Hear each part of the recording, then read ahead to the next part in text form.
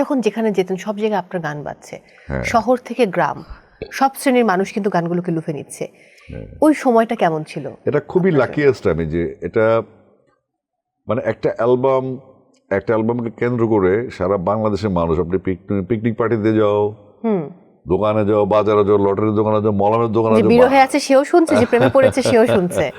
তো এটা আমি মনে করি যে একটা ব্লেসিংস আমার জন্য, যে বাংলাদেশের মানুষ শুরু থেকে আমাকে খুব পজিটিভভাবে নিয়েছে। আমি সেটা ধারাবাহিকতা ছিল দীর্ঘদিন, অন্তত 2009-10 পর্যন্ত আমি কম্পিটিটিভ একটা মার্কেটে ছিলাম আমি, এবং আমাদের বিজনেসটা যে ডাল হয়ে যাচ্ছিল, আমাদের অডিও সার্কিটটা। অ্যালবাম হারিয়ে গেল, সিঙ্গেল ট্র্যাকের সিডি আসলো, তারপর সিঙ্গেল আমার ট্র্যাক। ওই সিডি এবং সিঙ্গেল অডিওর ক্ষেত্রে যেটা আমি মিস করি সেটা হচ্ছে আমরা যে সুবিধাটা পেয়েছি, একটা অ্যালবামে থাকতো 12টা গান, তো 12টা গান থেকে কোনো না কোনো গান ক্লিক করতো, কিন্তু এখনকার জেনারেশন এটা খুব মিস করে।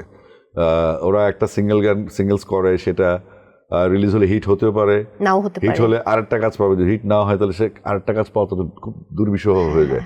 ওটা খুব খারাপ লাগে আমার কাছে, যে আসলে আমাদের ট্যালেন্টদেরকে প্রমোট করার জন্য ক্যাসেটের যে ভূমিকাটা ছিল সেটা আসলে এখন নাই।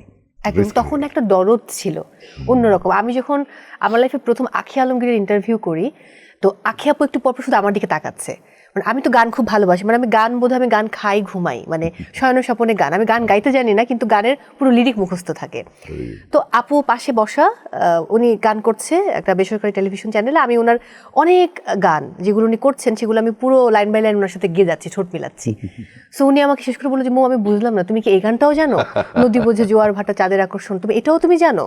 এটা কিভাবে সম্ভব? তো আমি এক এক করে ওনাকে বললাম যে আপু, এই অ্যালবামের সময়টায় যেহেতু আমার বাবা মা একটু গান শুনতে খুব ভালোবাসতেন, সেই সময়ে আমরা অলমোস্ট সব, মানে যারা ভালো খুব শিল্পী, খুব ভালো গাইতেন, খুবই প্রমিনেন্ট, তাদের অ্যালবামগুলো আমাদের বাসায় থাকতো। এই জন্য গান শুনে শুনে অভ্যস্ত হয়ে গেছে, যার জন্য আমি আসলে গানগুলোর প্রত্যেকটা লিরিক আমার মুখস্থ। হয়তো আমি সুরে হয়তো গাইতে পারবো না, আপনি গাইলে আপনার সাথে সুরে আমি মিলাতে পারবো, একা গাইতে পারবো না। গান যে সবাইকে গাইতে হবে তা না, গানের যে বাণীটা আছে, সুরটা আছে, কম্পোজিশনটা আছে, গায়কী আছে, সেটাকে ফিল করলেই হয়।